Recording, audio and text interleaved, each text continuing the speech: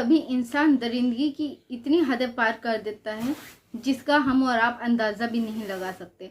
कुछ ऐसे पाक रिश्ते होते हैं जिसका नाम लेकर वो रिश्तों का उल्लंघन करता है, उन रिश्तों को तार तार कर देता है। आज की कहानी भी कुछ ही इसी तरह की है, जहाँ पर एक भाई ने अपनी बहन के साथ ना ही खुद बलात्कार किया बल्कि अपने दोस्तों से और लोगों से भी कराया। उस लड़की का किया गया बार बार सामूहिक बलात्कार। कौन था वो भाई जिसने अपनी ही बहन के साथ ऐसा सलूक किया था और किस लिए किया था, क्या थी उसकी गलती, जानते हैं आज की सच्ची घटना में। आदाब, नमस्कार, सत श्री अकाल। मैं हूँ शबनम खान और आपके सामने लेकर आई जुर्म की एक और नई अनोखी दास्तान। आज की ये सच्ची घटना है राजस्थान, एक ज़िला लगता है जिसका नाम है चूरू। चूरू में एक महिला रहा करती थी, यानी कि उसका पति नहीं था, उसकी मृत्यु हो गई थी और वो अपने बच्चों के साथ अपने ससुराल में रहती थी और वो अपनी ज़रूरत के लिए नौकरी भी किया करती थी। इसी तरह से उसकी ज़िंदगी चल रही थी, अपने बच्चों को पाल रही थी। फिर एक दिन यानी कि 2013 में वो एक बस में सफ़र कर रही होती है, यानी नौकरी के लिए जा रही होती है और वो बहुत ज़्यादा उदास होती है। वो सोचती है अपनी ज़िंदगी के बारे में कि कैसी मेरी ज़िंदगी है, पति मेरा है नहीं, बच्चे छोटे छोटे हैं, कब तक मैं इस तरह से नौकरी करूंगी, कैसे उनको अच्छा भविष्य दे पाऊंगी, किस तरह से मैं उनका पालन पोषण कर पाऊंगी, क्या मैं उनको ठीक से पाल भी रही हूँ या नहीं। यही सब बातें उसके दिमाग में चल रही थी, वो सोचों में डूबी हुई थी। तभी उसके बराबर में ही एक और व्यक्ति आकर बैठता है जिसका नाम होता है महेंद्र। ये व्यक्ति जब उस महिला को गुमसुम देखता है तो बोलता है कि आप कैसे बहन जी इतनी चुपचाप हो, क्या बात है। वो बोलती है कुछ नहीं भैया, बस अपनी ज़रूरतों में अपनी परेशानियों में घिरे हुए हैं, वही टेंशन सता रही हैं। वो बोलता है आप मुझे बताएं, मैं भी आपके भाई समानी हूँ। तब वो अपनी आप बीती उसको सुनाने लगती है, जिसे सुनकर वो भी बहुत ज़्यादा गिल्टी सा फील करता है। वो ये भी बताती है कि मेरा कोई मायके में भी नहीं है, बूढ़े माँ बाप है और मेरा कोई भाई भी नहीं है। ससुराल में सास ससुर हैं लेकिन पति मर चुका है। अभी बच्चों का पालन पोषण करना मेरे ही हाथ में है, मैं ही नौकरी करती हूँ छोटी मोटी और उससे अपने बच्चों को पालती हूँ, अपना परिवार चला रही हूँ। लेकिन मैं यही सोच रही हूँ कि ये कैसी ज़िंदगी गुजरेगी, मैं कब तक नौकरी करूँगी और मुझे कुछ हो जाता है तो मेरे बच्चों को कौन करेगा, कौन देखेगा, कौन भालेगा। क्योंकि मेरे माता पिता भी अगर मर गए तो मेरे मायके में भी ऐसा कोई नहीं है, मेरे भाई या भाभी जो उनको देख सके। वो व्यक्ति बोलता है कि मैं आपके भाई के समान हूँ, आज से आप मेरी बहन हो और आप लोग मुझे राखी बांधो। वो अपनी कलाई में पहले से जो राखी बंधी होती है वो उसको खोल के देता है और उस महिला से राखी बनवाता है। वो महिला बहुत ज़्यादा खुश हो जाती है क्योंकि उसको एक मुँह बोला भाई मिल गया था। वो अपने भाइयों की तरह ही उसे चाहने लगती है। ये सफ़र ऐसे ही गुजरता है। वो लोग बस में बैठे हुए हर तरह की बात करते हैं। वो लड़का भी अपने परिवार के बारे में, अपने बारे में सब कुछ बताता है कि मेरी पत्नी है, मेरे बच्चे भी हैं 2 और मेरी लेकिन कोई बहन नहीं है, लेकिन भगवान की कृपा है कि आज मुझे वो बहन भी मिल गई है। आज से तुम मेरी बहन हो, मैं तुम्हारा भाई हूँ। जब भी तुम्हें किसी बात की ज़रूरत हो, कुछ भी तकलीफ हो तो मुझे बताना, मैं आधी रात तुम्हारे लिए हाजिर रहूँगा। यहाँ पे ये कहानी बहुत अच्छी चल रही थी, यानी एक बहन को भाई और भाई को बहन मिल चुकी थी। ऐसा लग रहा था कि सब कुछ ठीक जा रहा है, लेकिन आगे इस कहानी का अंजाम कुछ गलत होने वाला था, जिसकी कल्पना उस महिला ने की भी नहीं थी, उन ख्वाबो ख्यालों में ऐसा सोचा भी नहीं था। एक दिन वो महेंद्र नाम का जो व्यक्ति होता है वो उस महिला का नाम होता है शशि को कॉल करता है। वो कॉल करके बोलता है कि मैं तुम्हें अपने परिवार से मिलाना चाहता हूँ। मैंने तुम्हें बताया था मेरा परिवार भंदवारा में रहता है, क्या तुम उनसे मिलने चाहोगी। अब शशि क्योंकि उससे अपना भाई मान चुकी थी, काफ़ी टाइम हो गया था उसकी बातचीत को, यानी भाई बनाए हुए, वो उसे राखी बांध चुकी थी, उसको अपना भाई समझने लगी थी, उस पर बहुत विश्वास करती थी, अपनी अच्छी बुरी सुख दुख हर बात उससे शेयर किया करती थी और वो भी उसे हर बात बताया करता था। काफ़ी टाइम फ़ोनों पर बातें होती थी इन लोगों की और एक पाक रिश्ता था तो वो उस पर भरोसा पूरी तरह से करती है। जब वो परिवार से मिलाने की बात करता है तो शशि खुश हो जाती है और अपने घर वालों को बिना कुछ बताए वो निकल जाती है महेंद्र के परिवार से मिलने के लिए। यहाँ तक कि अपने मेके या ससुराल में भी वो किसी को कुछ नहीं बताती, लेकिन उसको ये नहीं पता था कि जिस राह पे वो जा रही है वहाँ पर उसको कांटे मिलने वाले हैं, वहाँ पे वो ऐसी दलदल में फंसने वाली है जिसका वो सोच भी नहीं सकती। वो व्यक्ति जो कि शशि को अपनी बहन कह रहा था वो अपने साथ शशि को ले जाता है। उसी के साथ एक और उसका दोस्त भी होता है जिसका नाम होता है राम अवतार। ये दोनों जीप लेकर आते हैं, उसमें बिठाकर शशि को ले जाते हैं। लेकिन ये भंदवारा की जगह किसी और जगह शशि को ले जाते हैं और ले जाने के बाद एक घर में लेकर जाया जाता है, लेकिन उस घर में कोई नहीं होता। शशि जब पूछती है कि तुम्हारे परिवार वाले कहाँ हैं और ये तो कोई और जगह लग रही है, भंदवारा तो नहीं है, तो उससे बोलते हैं हाँ हम अभी चलेंगे, जब तक तुम यहाँ थोड़ा रेस्ट करो। इतना कहने के बाद उसको एक कमरे में लेकर जाते हैं और फिर उस कमरे को बंद कर दिया जाता है। जब वो उस कमरे को अंदर से बंद करने लगते हैं तो शशि की घबराहट बढ़ने लगती है। उसको समझ में नहीं आता कि ये सब हो क्या रहा है।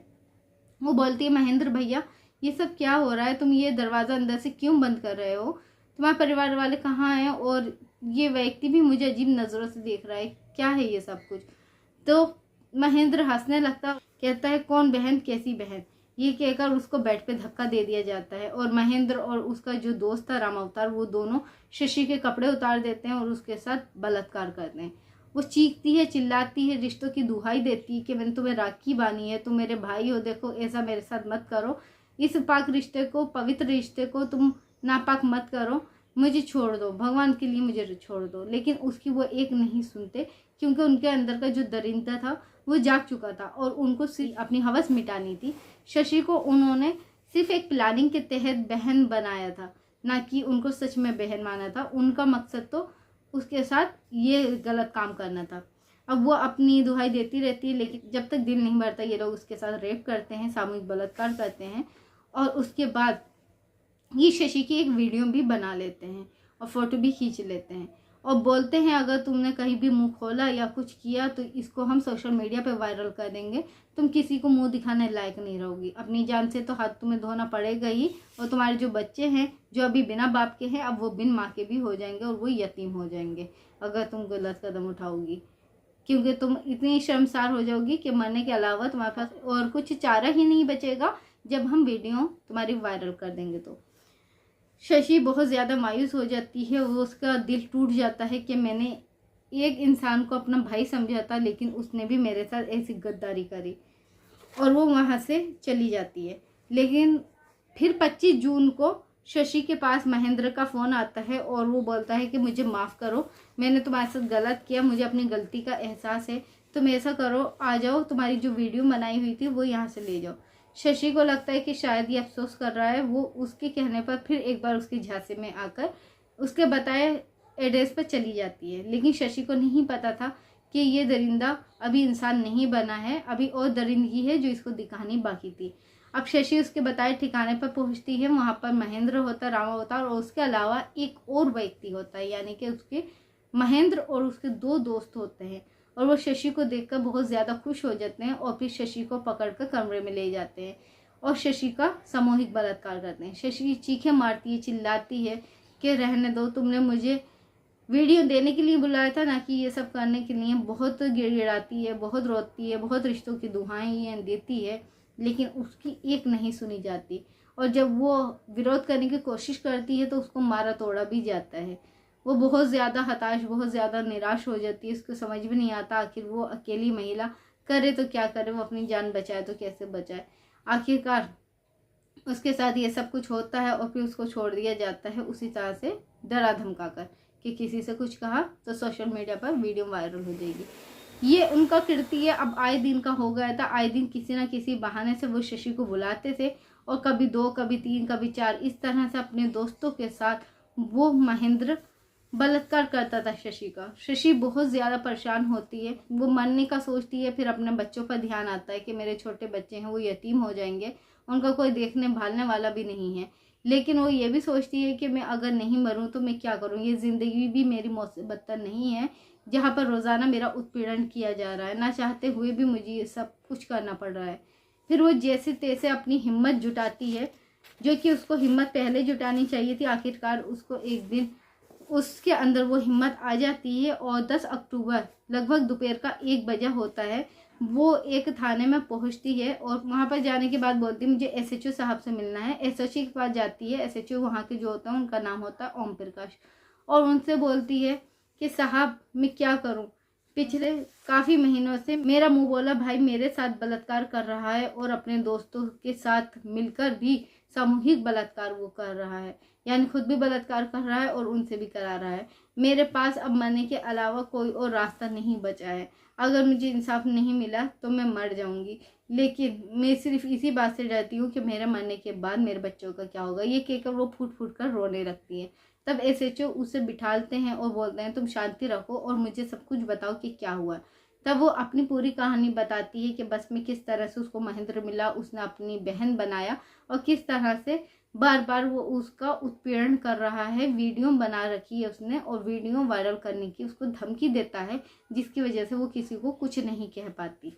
जब एसएचओ साहब ये बात सुनते हैं तो उनको बहुत ही ज़्यादा अफसोस होता है कि एक महिला को इतना पाक नाम देकर बहन का इस तरह से कैसे किया जा सकता है। वो तुरंत ही रिपोर्ट दर्ज करवाते हैं और पुलिस ऑफिसर को बोलते हैं कि जल्द से जल्द इस केस की पूरी तहकीकात की जाए और जो आरोपी हैं उनको जल्द ही हिरासत में लो और उनको भी धाराओं में मुकदमा दर्ज करो और उनको गंभीर से गंभीर सजा दो, ताकि आइंदा कोई ऐसा नहीं करे, किसी पाक रिश्ते को वो नापाक नहीं करे।